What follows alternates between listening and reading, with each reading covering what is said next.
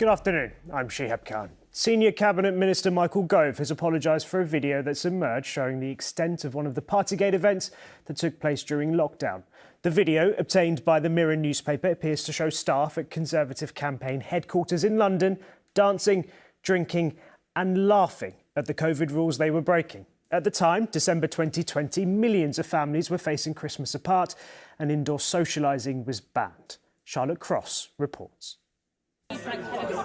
This was December 2020. As long as we don't scream While the rest of the country faced Christmas in lockdown, at the Conservative Party headquarters, there were no such concerns.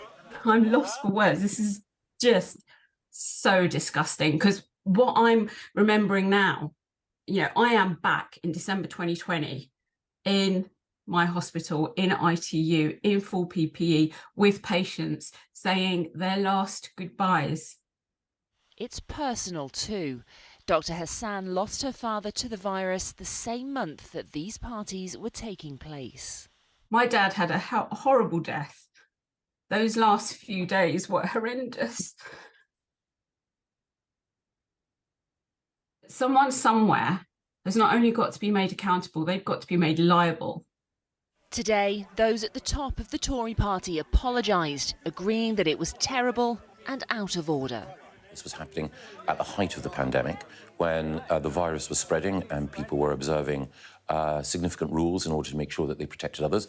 The fact that this party went ahead is indefensible. I just want to apologise to everyone, really, who, looking at that image, will think, well, these are people who are flouting the rules that were put in place to protect us all. The Tories did discipline 4 of the partygoers after this photograph first appeared in 2021, while the police decided not to take any action.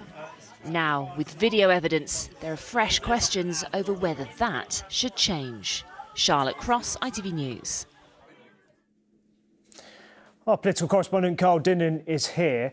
Carl, it's the latest development on this story that's gone on for quite some time. How damaging is this latest video? Well, I think this is pretty awful for the Conservative Party because although we knew that this event had gone on, the video shows just how raucous it was. I think it's also awful because it's a reminder that Partygate wasn't just about Boris Johnson, who has left office, it was about the Conservative Party, who are still in office. And it's awful because it throws a spotlight on something that had been overlooked, which is that 2 of the people who were at this party were given honours in the list that Boris Johnson put through and that Rishi Sunak approved. And of course, people don't just find this offensive because all this was going on at a time when people couldn't see loved ones at very difficult times. We were all told at this time that this sort of gathering put lives at risk. And that's what's going on in this video. An extraordinary video. Carl, thank you very much. More problems for the Conservatives after the MP, David Warburton, resigned. It followed allegations of sexual misconduct and drug taking. The MP, who represents Somerton and Frome in Somerset, is the 4th Tory MP to announce their resignation in just over a week. In an interview with the Mail on Sunday, Mr Warburton admitted accusations of taking cocaine, but denied claims that he harassed a female political aide in his Westminster flat. A special service has taken place this morning in St Peter's Cathedral in Nottingham to remember the 3 victims of Tuesday's deadly knife attacks. Students Barnaby Webber and Grace O'Malley Kumar and school caretaker Ian Coates lost their lives. The suspect, Valdo Kalokana, appeared in court yesterday on 3 counts of murder and has been remanded in custody. The US Secretary of State, Antony Blinken, has begun 2 days of high-stakes talks in Beijing as part of efforts to cool relations with China.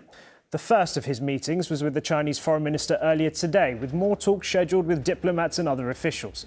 Mr Blinken's trip was postponed from February after the shooting down of a Chinese surveillance balloon over the US. He is the highest-level American official to visit the country since President Biden took office. Pope Francis has led prayers in the Vatican for the first time since leaving hospital earlier this week. The Pope, who is 86, delivered the Angelus prayer to worshippers in St Peter's Square this morning. It was his first appearance there since the day he went into hospital in Rome for a hernia-related surgery. The Special Olympics are now underway after a grand opening ceremony in Berlin.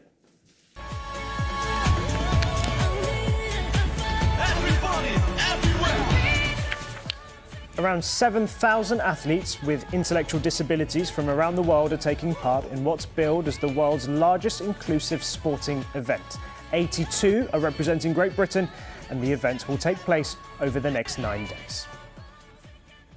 And finally, it's Father's Day, and Kensington Palace has released a photo of the Prince of Wales with his children to mark the special day. The photograph shows William smiling alongside Princess Charlotte and Prince George, with his youngest, Prince Louis, hanging off his father's shoulders. The picture was taken on the Windsor estate earlier this year. That's all we have time for. Lucrezia will be here with the evening update at 6:30. For now, from everyone on the Lunchtime team, goodbye and have a lovely afternoon.